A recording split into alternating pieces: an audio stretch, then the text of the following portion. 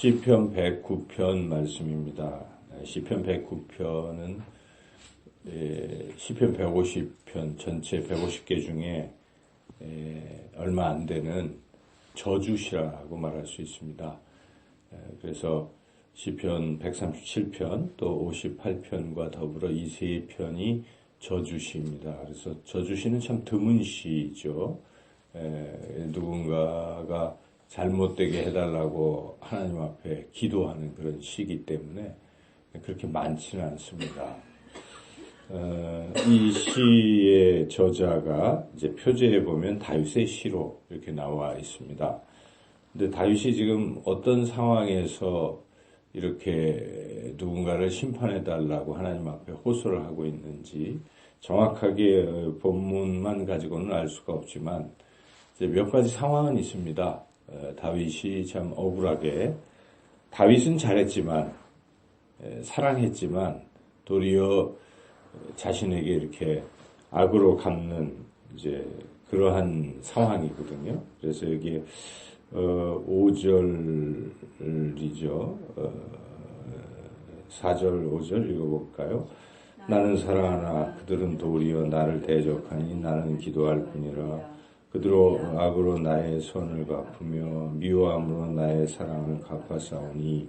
이 상황은 지금 그런 상황인데 아마도 첫째는 사울 왕이 그랬지 않았을까 싶습니다. 사울 왕은 다윗은 사울 왕을 사랑하고 사울 왕에게 정말 최선을 다해서 그가 악신에 잡혀서 머리가 막 아프고 그럴 때 비파와 수금을 타서 그의 그 아픈 것도 덜어주고 뭐 끝까지 선대했죠. 다윗은 그가 자기를 죽이려고 해도 몇 번이나 원수를 스스로 갚을 기회가 2번이나 있었지만 그렇게 하지 않았죠.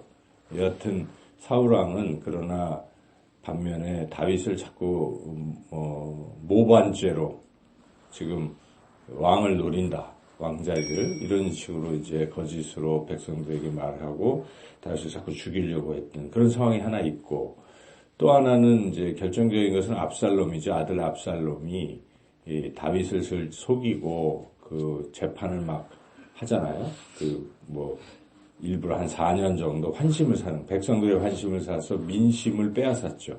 다윗에게서. 다윗은 재판관도 안 세우지만 내가 대신 해주겠다 하면서 백성들을 아주 거짓으로, 여하튼 겉으로는 아주 긍명정대하게 한 척 4년 동안 하니까 백성들의 마음이 다윗에게서 떠나서 압살롬에게로 이렇게 기울어질 정도의 그런 거짓, 그런 일을 일삼고 드디어 다윗의 눈을 속이다가 이제 모반을 꾀해서 군대를 보내서 이제 다윗을 죽이려고 하는 이런 상황까지 이르렀죠.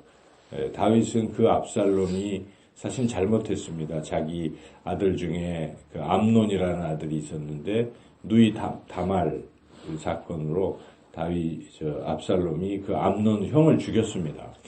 그래서 그런 곤욕상제 이런 게 있었기 때문에 다윗이 내쳤는데 이렇게 이제 다시 압살롬을 이제 용서했던 것이죠. 그렇게 사랑해 줬건만 결국 배신한 이제 이런 상황들이 이제 그 예라고 할 수 있겠습니다. 또 작게 보면 그렇게 압살롬에게 피신을 이제 가고 있을 때 다윗이 거의 죽을 지경 이런 상황에 권력이 이제 완전히 기울어진 것을 보고 시므이라는 사람이 피난 가는 다윗을 향해서 돌을 던지고 저주하고 그랬죠. 그런 식으로 이제 했을 때 또 다윗은 나중에 돌아와서 다시 복원했을 때 시므이가 또 살려달라고 했을 때 다윗이 용서했습니다. 살려줬죠. 그러나 그가 진정으로 회개하지 않고 그 뒤로 솔로몬 왕 때 또 그런 것들이 드러나서 결국은 시므이는 죽고 말았는데, 여하튼 다윗은 그런 시므이도 용서했습니다. 그래서 이러한 상황들 중에 하나일 것인데 다윗은 진심으로 사랑해주고 했지만 도리어 그 사랑을 배신으로 갚은 자들이 있었다는 그런 것이죠. 이런 상황에 대해서 다윗이 어떻게 했는가 하는 것입니다. 다윗은 직접 친히 원수를 자기가 갚은 게 아니라는 것입니다. 다만 기도했다는 것이죠. 오늘 이 시가 그런 배경을 가지고 있기 때문에 비록 여기에 그들이 잘못되게 바라고 하는 기도이지만 충분히 그럴 수 있는 기도라고 우리가 볼 수가 있겠죠. 그래서 다윗이 자기가 응징할 수 있음에도 응징을 안 하고 다만 기도했다는 사실에 우리가 주목할 필요가 있습니다.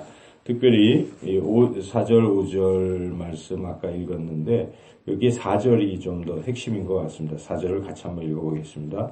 나는 사랑하나 그들은 도리어 나를 대적하니 나는 기도할 뿐이라. 참 어려운 일이죠. 우리가 누군가 배신했을 때 우리 얼마나 미워할 수 있잖아요. 그렇지만 우리가 직접 복수하고 보복하는 것이 아니라 하나님께 맡기는 것입니다. 원수지만 원수를 위해 기도하는 것이죠. 그냥 하나님께서 그가 회개하면 하나님 용서해 주시고 그렇지 아니하면 공의가 임하게 해달라. 이렇게 우리가 기도해야 하는 것이죠. 오늘 이 시편 109편 이 말씀 내용을 좀 더 분석을 해본다면 1절에서 5절까지는 다윗이 하나님께 이제 고발하는 것입니다. 하나님, 이러한 악한 자들이 제가 사랑했건만 도리어 배신하며 저를 이렇게 미워합니다 하고 악을 선을 악으로 갚고 있습니다 하고 1절에서 5절은 그 악인에 대한 것을 고발하는 것이요. 우리가 이제 그렇게 하나님 앞에 아뢰 수는 있죠. 우리 상황이 하나님 이렇게 어려운데 알고 보니 이런 배신하는 이런 일들 때문에 제가 괴로움을 당합니다 하고 하나님 앞에 호소할 수가 있습니다.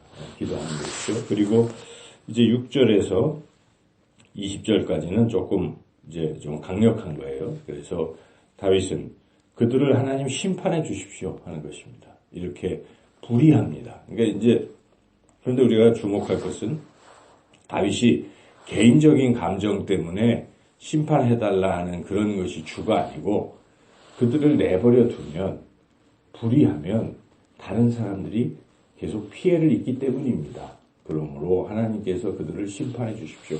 이런 내용입니다. 기도의 내용이. 그래서 여기 보면 특별히 그들이 심판받아야 될 그러한 이유에 대해서 말씀을 하고 있는데 그 이유는 여기에 보면은 그들이 지금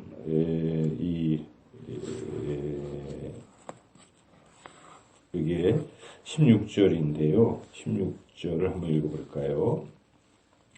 16절 시작. 그가 인자를 베풀리를 생각하지 아니하고 가난하고 궁핍한 자와 마음이 상한 자를 핍박하여 죽이려 하였기 때문이니다. 이게 이유라는 것입니다. 이들을 내버려 두면 이들이 권력을 잡아서 계속 약한 자들을 핍박하고 억울하게 하기 때문에 하나님 안 됩니다. 심판해 주십시오. 이런 기도를 지금 드리고 있는 것이죠.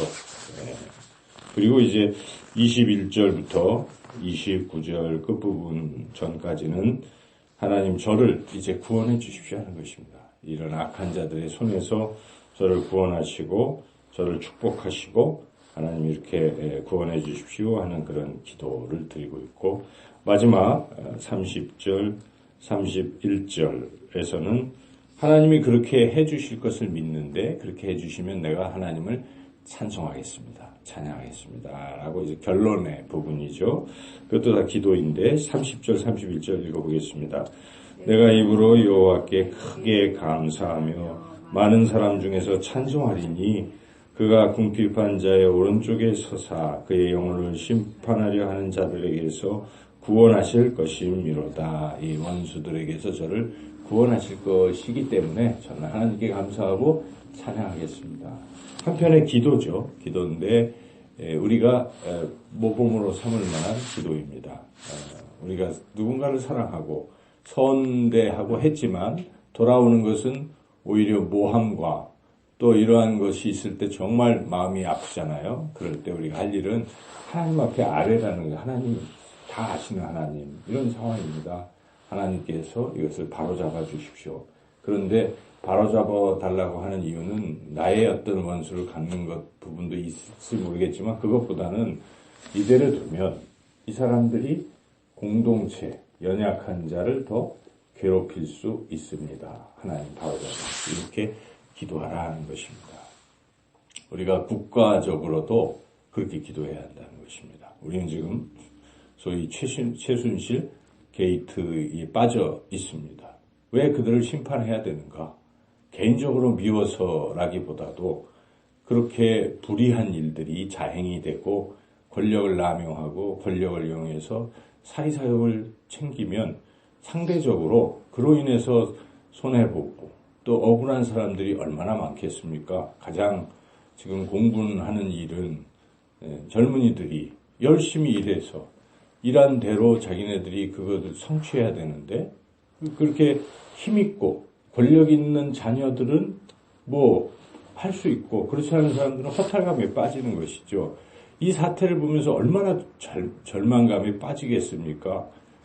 열심히 하는 게 소용이 없는 것이죠. 누군가 권력을 잡아서 그것을 마음껏 휘두르고 이용하기만 하면 된다라고 생각한다면 이런 사회에서 누가 살고 싶어 하겠습니까? 가뜩이나 젊은이들이 헬조선이라고 말하는 이런 사회가 이런 것 때문에 헬조선이 되는 거죠. 그래서 우리가 그런 측면에서 우리는 공의, 하나님의 정의가 이 땅에 임하기를 위해서 간절히 기도할 때라는 것을 한국교회가 지금 무엇을 해야 하겠습니까? 하나님, 불의가 판치는 이 세상이 정의로운 세상이 되게 공의와 정의가 강물처럼 하수처럼 흐르는 나라가 되게 해달라고 아모스처럼 외쳐야 하고 그렇게 기도해야 할 때다 하는 것입니다. 그래서 잘못된 것들이 이제 바로잡아야 되는데 특별히 여긴 이 시편 109편의 말씀은 가룟 유다에 대한 부분이 나오고 있습니다. 가룟 유다가 예수님의 12제자 중에 하나였습니다. 그러나 그가 그 귀한 직분을 이용해서 뭐 다른 짓을 한 것이죠. 이랬을 때 그의 직분을 빼앗고 그 직분을 다른 사람들이 대신하도록 사도행전 1장 20절에 보면 나오지 않습니까? 그래서 이제 제비뽑기를 해서 그 가룟 유다의 자리를 다른 사람으로 메꾸었잖아요. 그 얘기가 여기 예언적으로 나오고 있습니다. 여기에 보면은 8절인데요. 8절 읽어보겠습니다. 그의 연수를 짧게 하시며 그의 직분을 타인이 빼앗게 하시며 이 말씀인 것이죠. 그래서 우리는 정의가 바로 돼야 되는 것입니다. 잘못된 것은 고쳐져야 국민이 고통을 받지 않습니다. 백성이 고통을 받지 않습니다. 우리가 그런 측면에서 간절히 교회가 이제 기도해야 될 때다 하는 것이죠. 시편 109편 말씀은 우리가 어떻게 해야 될지를 분명히 깨닫게 하는 것이죠. 그래서 우리가 이 땅에 더 이상 억울한 사람들이 없도록 불의한 세력들이 이 땅에서 제거되도록 하나님께서 역사해 주시기를 간절히 기도해야 될 것입니다. 그리고 우리가 개인적으로 혹시 억울함과 이런 것들을 당했을지라도 우리 손으로 원수 갚으려고 하지 말고 하나님께 맡기고 다만 기도하는 그런 신앙의 바른 모습을 가지고 살아가시기를 주님의 이름으로 축원합니다.